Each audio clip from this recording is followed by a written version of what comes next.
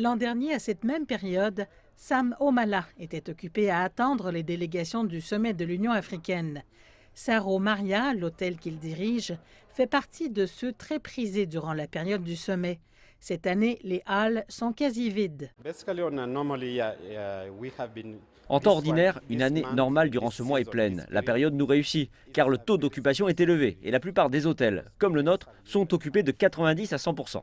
C'est traditionnellement plus que les données historiques. Parfois, il y a des surréservations, mais à l'heure actuelle, ce sont des pertes. L'hôtel de 96 chambres n'est actuellement rempli qu'à 35%, principalement par des clients locaux.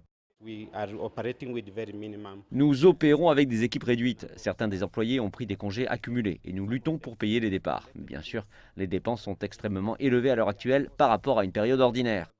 Et sans revenus rapportés du sommet, l'hôtel doit réduire ses revenus sur tous les plans.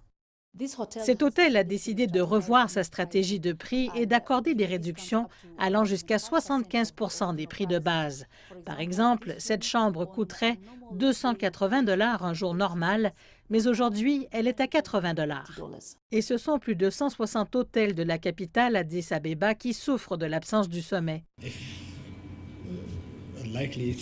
Si cela ne se passe pas ici, ce sera très frustrant. Même les employés ne recevront pas plus que leur salaire. Ils n'auront pas les pourboires qu'ils avaient l'habitude d'obtenir et même l'image globale du pays ne sera plus comme avant.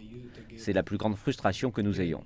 Le gouvernement éthiopien a débloqué l'année dernière plus de 55 millions de dollars à un faible taux d'intérêt pour l'industrie hôtelière. La majorité des hôtels ont contracté ces prêts et devraient commencer à rembourser en juin de cette année. Mais l'Union africaine est convaincue qu'un sommet virtuel sera toujours aussi efficace que les précédentes réunions physiques, surtout en ce qui concerne les politiques. Oui, nous pouvons faire d'importantes choses comme d'autres nations du monde, par exemple l'Union européenne ou le G10, etc. Tous ont déjà pris ces mesures pour préserver leur population en sécurité, de même que pour la prise de décisions bonnes et pleines de sens pour leur peuple. La Commission de l'Union africaine demeure interdite d'accès aux visiteurs. Seuls les employés essentiels sont autorisés dans le complexe et les hôteliers comme Sam espèrent qu'après 6 mois, les affaires reviendront à la normale et que ces chambres verront à nouveau la venue de visiteurs.